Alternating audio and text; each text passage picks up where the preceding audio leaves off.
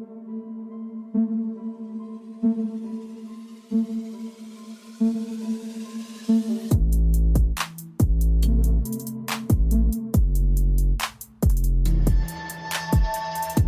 up, everyone? Welcome to the podcast. I'm your host, Isaiah Copon. It's January 16, 2023, and this is Lift and Learn episode 111. In this episode, I'll talk about when to do yoga. It's obviously really good to strength train with weights, but it's also good to get out and do other activities. Yoga is a good one to do just because it's mostly a low-intensity form of activity that has a strength and mobility component to it, so it's something that can benefit everyone. And in the second topic for today, I'll talk about why you should be reducing your sugar intake. If you're eating too much sugar, simple and put, you're increasing your chance of being overweight, and therefore increasing the chances of developing a chronic disease, so I'll expand on that later on in today's episode. Before that though, I'll talk a bit about what I've been up to lately, and that might include fitness-related topics, and it might not. If you want to follow me, your host, on Instagram, it's isaiah.copon, and you can also check out my website, isaiahcopon.com. The podcast is on Instagram at Lift and Learn Podcast, on Twitter at Lift and Learn Pod, and also on Facebook. You can just search Lift and Learn Podcast. With that being said, let's get into it. One of the most important things that could be holding you back from the best you, that means the healthiest you, the fittest you, the most energized you, is not sleeping enough or not sleeping well at night. We all know that sleep is important, yet it's still something that most people neglect. You expect to just get into bed after powering off your devices and have a good night's sleep, and that's just simply not going to happen unless you have a proper bedtime routine. This could mean sleeping at the same time every day. Of course, that's not going to be possible for everyone because of a multitude of factors, like having kids that keep you up, or work, or just other life extracurricular activities, things like that. So maybe that's not realistic for some people, but you could make an effort to make it a bit more consistent if it's just completely out of control at this point. There are some simple things you could do, like sleeping in a dark room. I like to sleep with a face mask on because there's always light in my room, whether that's from small charging devices around my room, or sometimes I'll have the TV on for background noise, which might not be the greatest, but sometimes it soothes me to sleep. So a face mask helps protect my eyes and the brain from light during sleep, which should help me fall into a deeper sleep. The typical suggestion I have to mention would be turning off the electronics way before bed, like at least an hour before bed. Again, sometimes it's not possible, but be mindful that's something that could disturb your sleep. So good advice there would be to not scroll social media before bed, which I'm guilty of at times too. If you're a caffeine drinker, try to stop drinking that earlier in the afternoon. Sometimes even if you have your last coffee at 3 p.m., that could still affect your sleep negatively as well. So try to stop drinking that one possibly around noon and see how that impacts your own sleep and how you feel in the morning. Maybe you'll feel more rested just changing that alone. So why is sleep so important when it comes to living a higher quality life? First off, if we're going to talk about the workouts that we do every day, if you sleep better every night, you should notice significantly more strength and power for workouts, basically more energy. I literally just had a client tell me the other day, this was our first workout together, he was telling me that he felt so weak due to a bunch of factors, but he thought that his sleep from the night before was probably the biggest factor. And I agreed because he told me he got less than 4 hours of sleep or something like that. I've noticed this myself over the years. Just overall, if I don't get enough sleep, for me that's anything under 5 hours generally, that's when I really start to feel the effects. So sluggish, weakness, tired, and that negatively affected my workouts, and sometimes I wouldn't even do them at all if I was feeling that way, or I knew that I'd have to, really decrease the amount of weight and load and overall volume of the whole workout. Thankfully, for the past 2 months or so now, I've actually been getting my fair share of sleep. It's not quite 8 hours every night, but on most days I do get at least 7 hours of sleep, at least quantity-wise. For me, this has been a big positive change. Who knew not having to wake up at 4 a.m. 5 days a week would have that kind of benefit? So since I'm having to wake up a little bit later and sleeping around 10 p.m. on most nights, part of my bedtime routine has been reading before bed. Usually it's just a normal book, like so that I don't get the blue light from my phone. Sometimes it is my Kindle, and that's better than past sleep or bedtime routines, which would mean using the phone or computer directly before bed, or literally falling asleep while still scrolling on my phone. It's happened multiple times. I've broken that habit for the most part, and I know that's affected my sleep in a beneficial way. So my sleep has been both better quality and quantity wise lately. So I have felt those effects I mentioned earlier, more strength for my workouts, more energy during the day, and now I'm not feeling the need to take a nap during the day. Sleeping is super beneficial for physical, which I just talked about, and also for mental purposes. Studies have shown that higher quality and quantity of sleep benefits the brain and just your general outlook on life. So if you're noticing energy fluctuations or just negative thoughts, sleeping can help with that to a certain degree. Of course, it's also the time where our body repairs itself. So that means bone and muscle recovery. That also means our immune system functions better and our body just naturally regulates hormones better. So think of cortisol or HGH, all that good stuff. More sleep can also benefit pretty much everyone because it'll reduce inflammation in and out of the body. And if we sleep more, that could actually help with maintaining a more healthy body weight because that gives us less time to eat. And last tip when it comes to working on a better bedtime routine, something that helps me sleep at night is prepping my bags for the next morning. That way I can sleep without having to think of certain things I need to pack in the morning. I can just wake up, have breakfast, or at least a snack, shower and all of that, and just pick up my gym bag, lunch bag, backpack, and just leave without having to scramble in the morning. Sometimes when I notice I don't do that, when I don't pack my bags before bed, it takes me a bit longer to sleep because I'm actually thinking, so I'm actively thinking before bed while I'm trying to fall asleep, so that delays my sleep even more. Anyways, okay, so my training has been going well this year so far. It's been like that for the past 8 weeks or so, mainly because, like I said earlier, sleep has been on point. So I've still been hitting my compound movements, staying on top of doing my deadlifts this week. I'm consistently over 3 plates and never looking back on that one. If I can get to 4 plates this year without any sort of gear there, that'll be awesome. So no straps, no belt on that, and only gripping overhand right now. I'm back to squatting normally now, which is great. I think I've mostly fixed my hip shifting that was going on, but it's still a work in progress. On that one, the weight is steadily going up as well. I actually kind of tested my 1 rep max for most lifts. So on squats, I was able to do 275 with ease. Deadlifts were pretty easy at 345, and then bench press was like 300 pounds, which I was a bit scared of actually when I felt the weight, but I still pressed it up pretty smoothly. I need to start getting in the overhead presses though. That's something I've been lacking on. I just have some problems figuring out when exactly to incorporate that into my current routine. I've still been hitting my abs and the calves, so I'm keeping myself accountable there. And my clients have been doing well, bouncing back from the holidays and a slow start to the year, which has been awesome. For me, the nutrition aspect needs the most work, but I'll be tidying up that this week. I've already meal prepped my food for the week, so I'm ready to go. Vegetables are my main focus for this week. I gotta go to the grocery still to pick out a few more. I already have the typical spinach and broccoli combo going. I'm starting to use garlic and onions more, which has been shown to have its own anti-inflammatory benefits. Reading habit, again, that's been going well. I've been alternating between 2 physical books. I'm a bit more than halfway through Breath and almost halfway through the Resistance Training Revolution, which I got for Christmas. That one's been a really good reminder about what to focus on in my own training and how to get clients to see the big picture when it comes to improving their health and why resistance training is so important. On my Kindle, I've been reading this one called Relentless and another one called Ignite the Fire or something, which is another book that should help me with my own personal training craft there. I'm probably reading too many books at once right now, but once I finish these, I'm really going to focus on just reading one at a time.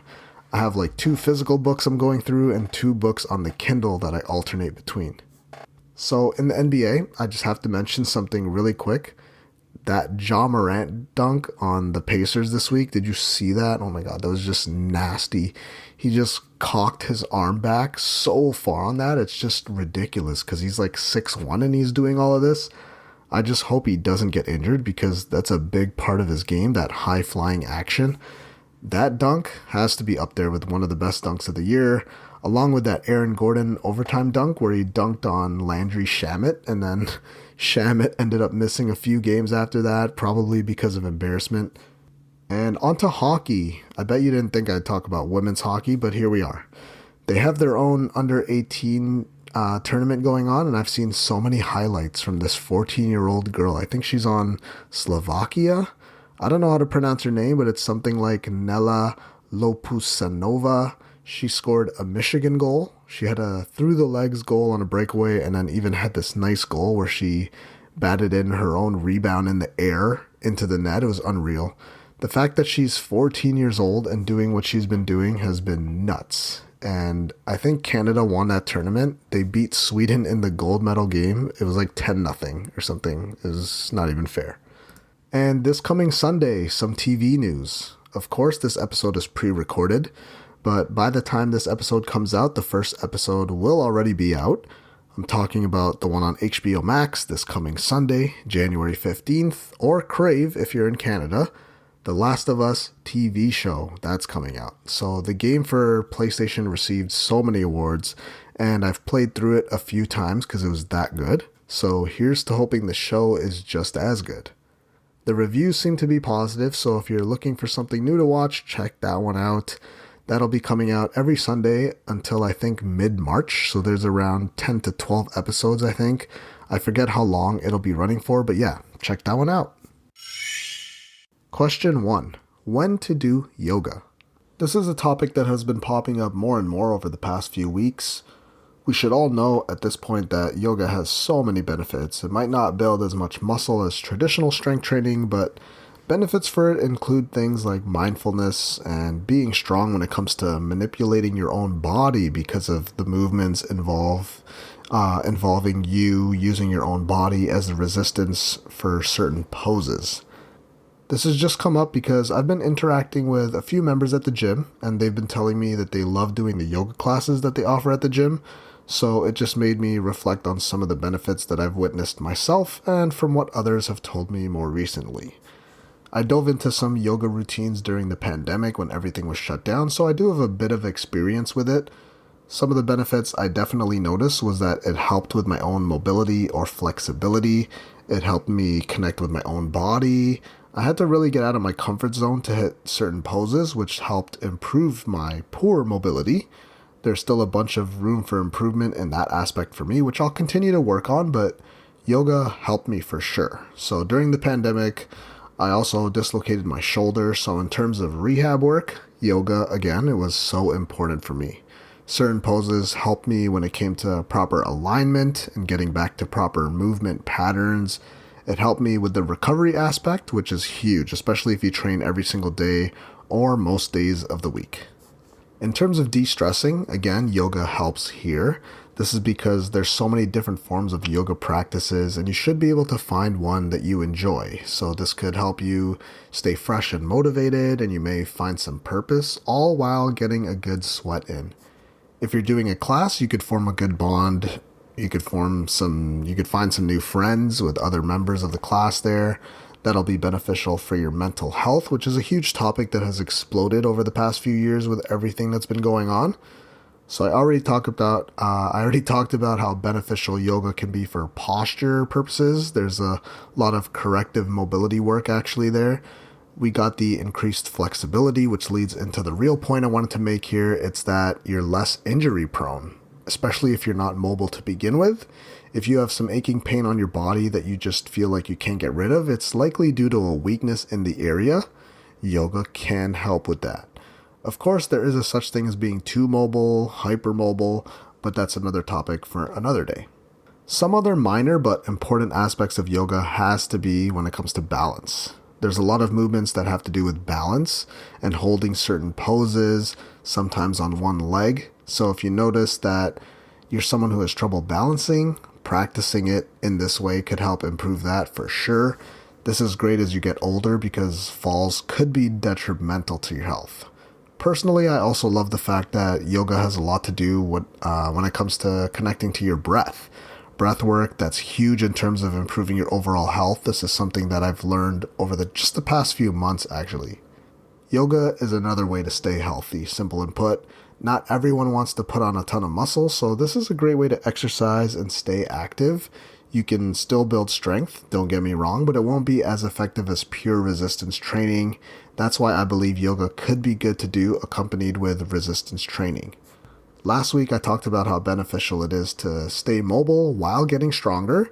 This is one of those activities that'll help in that regard, so it's something that you might want to try out if you're looking for a change of pace. They have different levels of difficulty for yoga, different ways to challenge yourself, and they have beginner classes if you're just looking to get into it and want to get your feet wet a little bit. Question 2. Why you need to reduce your sugar intake? Oh man, this is a tough one for me to talk about because I love my carbs and sugar. It just makes everything taste so good. If you know me, I love my snacks and desserts, but at the same time, I've recognized that you need a balance in life, especially when it comes to diet, because your health is the most important thing in the world.